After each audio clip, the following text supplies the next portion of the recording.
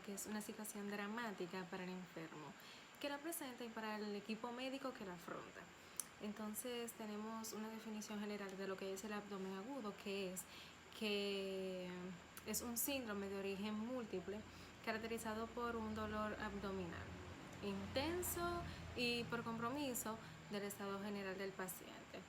Se entiende que es un proceso patológico intraabdominal de reciente inicio que cursa con dolor, con repercusión sistémica y requiere de un rápido diagnóstico y tratamiento.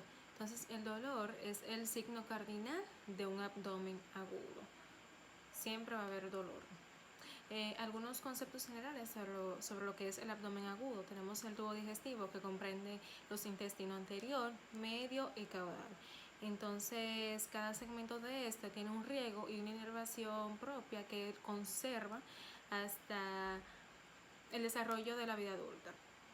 Entonces, el intestino anterior está constituido desde la bucofaringe hasta el duodeno por el páncreas, el hígado, las vías biliares y el vaso. Entonces, el intestino medio está constituido por el duodeno distal, yeyuno, ilion, apéndice, colon ascendente y los 2/3 proximales del colon transverso. El intestino caudal, que forma parte del resto del colon, y el recto, hasta la ampolla rectal. Entonces hay que tener en cuenta esto. Y ya entrando lleno de lo que es el abdomen agudo per se, tenemos que se clasifican en abdomen agudo médico y abdomen agudo quirúrgico, teniendo en cuenta que el abdomen agudo médico se trata con tratamiento médico y el abdomen agudo quirúrgico, como lo dice su nombre, con cirugía. Entonces, en la semiología del abdomen agudo, que tenemos que se hace un interrogatorio de anamnesis, un examen físico, una inspección diagnóstica y una conducta a seguir para saber cómo tratar el abdomen agudo cuando llega un paciente a una sala de emergencias. Pues hay que hacer todo esto para saber todo. Entonces, el abdomen se divide en diferentes cuadrantes. Hay dos clasificaciones, que es en la de 9 cuadrantes y en la de 4. La de 4 es superior derecho e izquierdo e inferior derecho e izquierdo. Y tenemos la de 9, que es flanco derecho e izquierdo, hipocondrio derecho e izquierdo, fosa ilíaca derecha y fosa ilíaca izquierda. También tenemos el epigastrio, el umbilical y el hipogastrio. Entonces, dependiendo de cada una de estas clasificaciones, podemos decir que, dependiendo de los órganos que se encuentran en esas regiones, qué patología o qué posible patología puede tener un paciente que llegue con un abdomen agudo. Entonces, eso nos ayuda a establecer un diagnóstico a un paciente que llegue. Ejemplos de esto, de patologías que pueden afectar dichas zonas, por decir algunas. Entonces tenemos, por ejemplo, en el flanco derecho, que puede ser un absceso hepático, puede ser una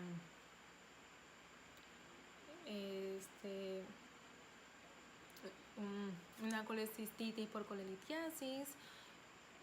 También una hepatitis, puede ser un quiste hepático, una hepatomegalia, pancreatitis, entre otras patologías que pueden aparecer. Entonces, en el hipocondrio izquierdo tenemos una esplenomegalia dolorosa, un infarto esplénico, un aneurisma, una ruptura esplénica, pancreatitis, o puede ser también una neumonía basal izquierda. Entonces, en el flanco izquierdo tenemos pilonefritis, abscesos renales, ascepsos perinefríticos, podemos tener una litiasis urinaria también, entre otras patologías. En el mesogastrio podemos pensar en un aneurisma de la aorta abdominal, una obstrucción intestinal, gastroenteritis, una apendicitis en fase inicial, entre otras patologías que se pueden presentar a este nivel. Entonces, en la fosa ilíaca derecha podemos pensar en diversas patologías como lo que es una apendicitis, urolitiasis, una enfermedad pélvica inflamatoria, un absceso también, puede ser una adenitis mesentérica, un embarazo ectópico también pudiera ser también una peritonitis, úlceras pépticas perforadas, pancreatitis, entre muchas otras patologías más que se pueden presentar a este nivel. Entonces, en el flanco izquierdo, una pielonefritis, una litiasis urinaria, pues también una colitis, entre otras. Entonces, teniendo en cuenta cada uno de estos, podemos hacer un posible diagnóstico cuando el paciente llegue. Entonces, tenemos la semiología del dolor, que este se divide en 3 tipos, que es el visceral, el somático y el referido, teniendo en cuenta que el dolor visceral es de carácter poco definido y mal localizado. El dolor somático o parietal es aquel dolor que sigue el trayecto de las fibras cerebroespinales entre D6 y L1 y que es agudo y bien localizado y que corresponde al órgano afectado, o sea, la víscera afectada. Y el dolor referido no es más que aquel dolor que se encuentra o aparece en un lugar anatómico diferente al lugar anatómico donde aparece la patología. Por un ejemplo, la apendicitis en su fase inicial es en el epigastrio, pero sabemos que el apéndice anatómicamente se encuentra en la fosa ilíaca derecha. Para saber una patología o diagnosticar una patología en específico, como es el síndrome de Bloomberg, el signo de McBurney, el signo de Rossby, el signo de Murphy, el punto de Allen, el signo de Mayo-Dupso, signo del psoas, el del obturador. También tenemos el signo de Kerr, el signo de la cabeza de medusa, el signo de Cole. Y entonces estos signos más adelante mis compañeros van a estar explicando algunos de ellos. Buenos días, yo voy a estar hablando de 2 patologías que se ubican en el abdomen agudo, las cuales son apendicitis aguda y pancreatitis aguda y crónica. La apendicitis aguda, como su nombre lo indica, consiste en una inflamación y posterior infección del apéndice secal. Este es un saco pequeño que se encuentra localizado en el intestino grueso. La mayor causa de abdomen agudo no traumático que requiere tratamiento quirúrgico es la apendicitis aguda. Afecta en la segunda o tercera década de la vida con más frecuencia. La apendicitis aguda, la causa más común es una obstrucción luminal por hiperplasia linfoide, fecalitos, estasis venoso, neoplasias, entre otros. Las 4 fases de la apendicitis aguda son la congestiva o catarral. Esta ocurre cuando hay un acúmulo de la secreción de la mucosa por una obstrucción linfática. La segunda es la supurada flemosa. Esta comienza con pequeñas ulceraciones que luego son completamente invadidas por enterobacterias. La tercera es la gangrenada o necrótica. Esta ocurre por una obstrucción de la irrigación por el excesivo acúmulo de las secreciones que la misma produce. La perforada se da cuando hay pequeñas perforaciones que luego se hacen más grandes y generalmente se ubican en el borde antimesentérico. La secuencia clásica de la apendicitis es dolor en epigastrio, luego migra a región periumbilical para luego localizarse en la fosa ilíaca derecha. Se acompaña de otros síntomas, como los cuales son náuseas, vómitos, fiebre disminuida. En algunos casos puede presentar diarrea y anorexia. La apéndice va a variar dependiendo de la ubicación en la cual está. Cuando el apéndice se encuentra retrocecal, el dolor a la palpación es más acentuado en el flanco derecho, en el lado de la espalda. Los signos más comunes de la apendicitis son la sensibilidad que se ubica en el punto de McBurney. Este se encuentra situado a 1/3 de distancia de la espina ilíaca anterosuperior y en el ombligo. Los demás signos, los cuales son el signo del obturador, que este ocurre cuando duele el cuadrante inferior derecho por una posición interna de la cadera. está la prueba del psoas, que se encuentra el paciente en decúbito lateral o hiperextendiendo la cadera, el paciente tiene dolor.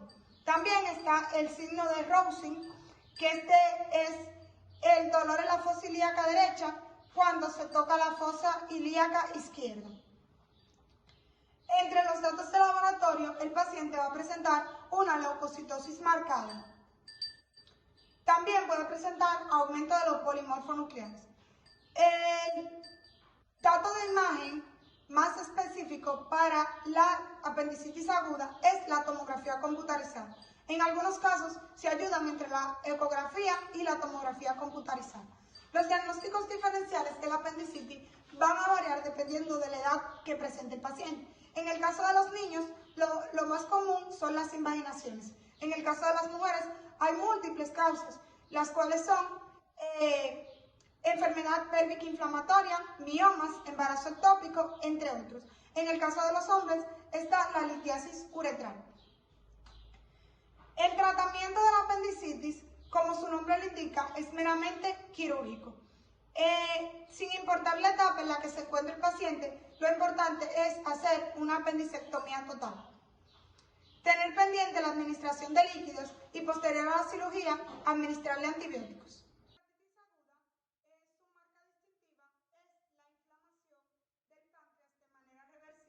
Que puede haber leve o ninguna fibrosis. En la fisiopatología se da por una autodestrucción de las enzimas de la digestión pancreáticas. En la etiología, la principal causa es la litiasis biliar, aunado a un consumo excesivo de alcohol. También se relacionan las causas medicamentosas como el paracetamol, la ranitidina y la furosemida. Otras son causas hereditarias, posquirúrgicas, otras víricas y demás. Las manifestaciones clínicas de la pancreatitis aguda: el dolor cardinal es un dolor en epigastrio o en la región periumbilical que se irradia a la espalda y al omóplato izquierdo. Hacia el 90% de los pacientes refieren náuseas, vómitos, un dolor constante, incapacitante y de intensa duración. Este dolor es conocido, como los pacientes lo refieren, como dolor en cinturón. Otros síntomas son el abdomen lleno de gases, indigestión, hipo, taquicardia, deshidratación, resequedad de mucosas y demás. Los hallazgos del abdomen en la exploración física van a variar dependiendo de la gravedad de la pancreatitis. En el caso de la pancreatitis aguda, se ve un dolor al presionar la región epigástrica, pero en el caso de la pancreatitis crónica, se ve un dolor en rebote y una distensión abdominal marcada. Hay hallazgos o signos conocidos en el caso de una hemorragia pancreática grave, que son el de Gray, Turner y el de Cullen, respectivamente. Uno, esquimosis de los flancos, y otros, esquimosis periumbilical. Los métodos diagnósticos que al paciente se le realiza son las pruebas de las enzimas pancreáticas, amilasa y lipasa. El método de imagen para confirmar la pancreatitis aguda es la tomografía computarizada. En el tratamiento, sin importar la gravedad de la pancreatitis, la piedra angular, sin importar la causa de la pancreatitis, la piedra angular es la hidratación con solución cristalina. Al paciente se le debe administrar una buena analgesia. La primera línea son los AINES y también pueden administrarse opiáceos, como la morfina. En el caso de la pancreatitis crónica, sabemos que es una lesión inflamatoria irreversible del parénquima pancreático, que puede presentar una fibrosis marcada. En la pancreatitis crónica se afectan tanto la función exócrina como la función endocrina. En la etiología, en su mayor porciento es el consumo excesivo de alcohol, en un 70 a un 80%. Otras se relacionan como causas hereditarias, pancreatitis tropical, pancreatitis autoinmune y demás. Las manifestaciones clínicas es el dolor al principio precipitado por el consumo de alimentos y alcohol, con intensidad y frecuencia elevada, sometiendo al paciente a un excesivo consumo de analgésicos. Los métodos diagnósticos utilizados en la pancreatitis crónica son la tomografía computarizada, al igual que en el caso de la pancreatitis aguda. Otros métodos diagnósticos son la amilasa y lipasa. En el tratamiento, este se divide en 3 pilares: médico, endoscópico y quirúrgico. En el médico se le administra al paciente la analgesia necesaria, además de las soluciones cristaloides, en las cuales, dependiendo de la gravedad, si el dolor, el paciente es grave pero lo puede tolerar, se inicia con AENS. Si el dolor es moderado, se le da tramadol. Si el dolor es demasiado grave, se le administra opiáceos. En el caso de la endoscopía, lo inicial es la colangiografía pancreática endoscópica. En el caso quirúrgico, en casos extremos, es necesario provocar una descompresión de lo que está provocando la inflamación. Yo le estaré hablando de la vesícula biliar y también de lo que es la úlcera péptica. Vamos a iniciar con lo que es la vesícula biliar. La vesícula biliar no es más que un saco en forma de pera de alrededor de unos 7 a 10 centímetros de largo, con una capacidad promedio de 30 a 50 mililitros. Cuando hay una obstrucción de esta se distiende en un grado notable y suele contener hasta unos 300 mililitros. Se encuentra en una fosa superficie inferior al hígado. Esta forma una alineación o una división anatómica del mismo entre los lóbulos izquierdo y derecho del mismo hígado. Esta se divide en 4 áreas anatómicas muy importantes, las cuales estaré mencionando. Como vemos acá en la imagen, tenemos lo que es el cuerpo, el fondo, el infundíbulo y lo que es el cuello. En el fondo vamos a tener que es el extremo del ciego, es un extremo ciego y rodeado que se extiende en condiciones normales de 1 a 2 centímetros más allá del borde del hígado. El cuerpo es aquel que se proyecta desde el fondo desde aquí desde el fondo hacia lo que es el cuello de la vesícula, que se va a conectar con lo que es el conducto cístico. La vesícula biliar tenemos que decir que está recubierta por un epitelio cilíndrico alto y único, plegado de forma excesiva y con un contenido de lo que es el colesterol y globulillos de grasa. También hay que decir que esta tiene varias capas. Hay una capa muscular que tiene fibras longitudinales y circulares, y también tiene lo que son las oblicuas. Aunque también las capas bien desarrolladas está lo que es la submucosa o la perimuscular, que esta es la capa que contiene los vasos, los tejidos conjuntivos y los nervios, también así como los vasos linfáticos y adipocitos. Esta recubre la serosa, excepto cuando la vesícula biliar se encuentra encajada en lo que es el hígado. Hay que mencionar también su irrigación. Su irrigación es muy importante. La vesícula está irrigada por lo que es la arteria cística, que es una rama de la arteria hepática derecha en más de un 90% de las veces. El trayecto de la misma o de esta arteria cística puede variar, pero casi siempre se localiza en el triángulo hepatocístico, el área limitada por el conducto cístico y lo que es el hepático común, el borde del hígado, y esto es lo que se conoce como el triángulo de Carnot. Hay que mencionar que cuando la arteria cística llega al cuello de la vesícula biliar, esta se divide en lo que son 2 ramas, da una rama anterior y una rama posterior.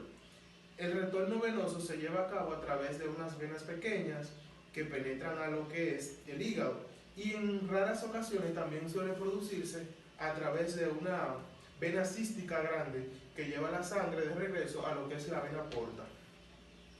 La inervación de esta proviene de lo que es el nervio vago y también las ramas simpáticas que pasan a través del plexo celíaco. El nivel simpático preganglionar es dependiente de lo que es T8 y T9. También hay otras partes muy importantes que ya estuve mencionando, pero hay que mencionarla con un poco más de especificidad, que son los conductos biliares. Los conductos biliares intrahepáticos consisten en conductos hepáticos derechos e izquierdos. También está el conducto hepático común, el conducto cístico y el colédoco. Este último penetra lo que es la segunda porción del duodeno a través de una estructura muscular muy conocida como el esfínter de Optic. El conducto hepático izquierdo es mucho más grande que el conducto derecho y este tiende a dilatarse y consecuencia de eso puede obstruirse o puede parecer una obstrucción. Los dos conductos se unen para formar lo que es el conducto hepático común cerca del origen del hígado. El conducto hepático común tiene de 1 a 4 centímetros de longitud y un diámetro aproximadamente de 4 centímetros. El conducto hepático común se inserta en lo que es el ángulo agudo del conducto cístico para formar lo que es el colédoco. La longitud del conducto cístico es muy variable. Muchas veces, como vemos acá, el conducto cístico puede variar de largo, pequeño e incluso a veces puede no aparecer y haber una conexión de lo que es la vesícula con el conducto colédoco directamente. También hay que decir que el conducto colédoco posee alrededor de 7 a 11 centímetros de longitud y 5 a 10 milímetros de diámetros. En la vesícula existen anomalías que muchas veces no son detectables. La vesícula puede tener posiciones anormales, ser intrahepáticas, rudimentarias, o sea que no sirve para nada, tener formas anómalas o duplicadas. La vesícula también puede estar duplicadas. La ausencia congénita de la vesícula es clara y muy rara vez se suele ver, ya que 1% que se ha detectado según estudios es de 0.03%. Hay que hablar también sobre la fisiología, que en la fisiología vamos a encontrar la formación y la composición de la bilis. El hígado produce de manera continua lo que es la bilis y la excreta a los canales biliares. En el adulto normal que consume una dieta promedio libera alrededor de 500 a 1000 mililitros de la dieta que lleve el paciente. Puede estar un poquito más ácido. Hay funciones básicas de lo que son la vesícula biliar. La vesícula biliar tiene la función de actuar en conjunto para almacenar y regular los fluidos de la bilis. Esto lo hace el conjunto del esfínter de Optin. La principal función de la vesícula es concentrar y guardar la bilis hepática y llevarla al duodeno en respuesta a una comida. También la absorción y la secreción. En el estado de ayuno, una persona puede almacenar un 80% de lo que es la bilis secretada por el hígado. Las células epiteliales de la vesícula biliar secretan su luz cuando menos dos productos importantes, que son las glucoproteínas y los iones hidrogénicos. La vesícula también tiene actividad motora y una regulación neurohormonal. La actividad motora llena la vesícula biliar y facilita por contracción tónica de lo que es el esfínter de Optin, y esto permite que la presión, que se cree una gradiente de presión entre los conductos biliares y la vesícula biliar. La regulación neurohormonal. El nervio vago estimula la contracción de lo que es la vesícula biliar y estimulación simpática, y inhibe lo que es la actividad motora. El esfínter de Optin hay que mencionarlo, ya que regula lo que es el flujo de la bilis y el jugo pancreático. Al duodeno evita lo que es la regurgitación del contenido duodenal al árbol biliar y deriva la bilis a la vesícula biliar. El esfínter de Optin también tiene alrededor de 4 a 6 centímetros de largo y una presión baja en reposo de unos 13 milímetros de mercurio sobre la presión duodenal. Datos sobre el diagnóstico de alguna patología que se pueden presentar en lo que es la vesícula. Vamos a encontrar que un dato muy importante, que en el 1924 mejoró la forma notoria del diagnóstico de los cálculos biliares, a través de dos estudiosos que fueron Graham y Cole, que introdujeron lo que era la colecistografía oral. También en las décadas de los 50 se desarrolló la gamografía biliar y más adelante la conagiografía transespática, la endoscopía retrógrada, entre otras. Existen dos patologías muy importantes que hemos visto durante todo el trayecto de las visitas al hospital. Estas patologías son la colecistitis y también está lo que es la coleritiasis. Como ya todos sabemos, la colecistitis no es más que la acumulación de calcio o de piedra o de sales biliares que se acumulan y forman calcificaciones y obstruyen el paso de esos conductos hepáticos.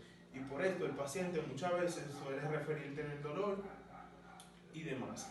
También está la coleritiasis, que no es más que la inflamación de la vesícula, que a través de signos patoneumónicos podemos encontrar o descartar las diferencias entre ellas. Ahora, muy bien, le estaré hablando sobre lo que es la úlcera péptica, que muy a menudo afecta a las personas y las personas muchas veces no saben de qué están padeciendo. Las úlceras pépticas son defectos focales de la mucosa gástrica o duodenal que se extienden hasta lo que es la submucosa o hasta la capa mucho más profunda. Pueden ser agudas o crónicas y se deben a un desequilibrio entre lo que es la acción del ácido péptico y las defensas de la mucosa. Hay que decir que las úlceras pépticas siguen siendo el diagnóstico común entre los pacientes ambulatorios en la calle, aquellos pacientes que andan en la calle y no se dan cuenta. Aunque el número de visitas médicas e ingresos hospitalarios e intervenciones quirúrgicas selectivas para tratarla ha disminuido de una manera muy constante y considerable durante los últimos años. Hay que mencionar que la enfermedad úlcera péptica es uno de los trastornos gastrointestinales más frecuentes en Estados Unidos y es aproximadamente el 2% de los pacientes, de todos los pacientes, el 2%. La úlcera gástrica tiene una tasa de mortalidad mucho más alta que la duodenal y esto es por su mayor prevalencia en aquellas personas ancianas. Las complicaciones de úlceras pépticas, hay varias, son 3 específicamente, pero yo estaré mencionando por ahora 2 de ellas, que es el sangrado y la perforación. Es posible que esto se deba a un incremento del uso de AINES, ácido acetilsalicílico o como mejor conocido como aspirina, en aquellas personas ancianas que sufren alguna patología que necesitan algún tipo de analgésico o algún tipo de medicamento. También está lo que es el Helicobacter pylori, que se cree que es una de las causas principales de los factores predisponentes a sufrir de úlcera péptica. Existen varios factores que pueden contribuir al desarrollo de lo que es la enfermedad ulceropéptica, aunque en la actualidad se reconoce que la gran mayoría de las úlceras duodenales y gástricas se le atribuyen a lo que es la infección por Helicobacter pylori y los AINES, aquellos analgésicos no esteroideos. Más del 90% de los pacientes con enfermedad ulceropéptica refiere lo que es un dolor abdominal. El dolor por lo general no se irradia a ninguna otra parte, es de tipo quemante y se localiza en el epigastrio. El mecanismo por el que se produce el dolor no se conoce bien todavía. Los pacientes que padecen úlcera duodenal casi siempre presentan dolor 2 a 3 horas después de haber comido y también durante la noche. Suele ser un dolor que los suele despertar. El diagnóstico de esta se va a hacer mediante endoscopía del tubo digestivo superior, al igual que los presentes síntomas de alarma que puede tener el paciente. Dígase que el paciente puede presentar una melena, puede presentar vómitos con sangre, hematemesis, entre otras. Todas las úlceras gástricas se deben someter a lo que es una biopsia, al igual que la gastritis de cualquier distribución, con el propósito de descartar un Helicobacter pylori. Como ya mencioné anteriormente, porque el Helicobacter pylori es uno de los factores más predisponentes, así como para valoración histológica de cómo está ese tejido del paciente. La úlcera péptica perforada casi siempre se presenta en un abdomen agudo. o se presenta como un abdomen agudo. En muchos casos, los pacientes indican con exactitud el momento de inicio del dolor abdominal, un dolor que lo describen como un dolor intenso. En primer lugar, sobreviene lo que es una peritonitis química por efecto de las excreciones gástricas y duodenales. Incluso puede ser ambas. Pero pocas horas después se transforma en peritonitis infecciosa, ya que ha ocurrido un gran tiempo. Bien, entre el tratamiento que se le puede dar a una úlcera péptica puede ser conservadora o una dieta. También está lo que es quirúrgica y puede ser medicamentosa.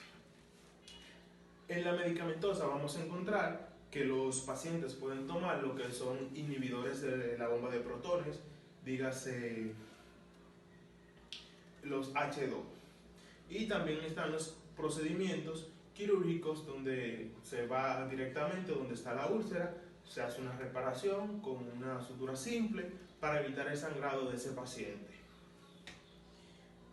Muy bien, chicos, espero que les haya gustado mi video y espero que les sirva de algún aprendizaje, que puedan aprender algo sobre esto. Gracias.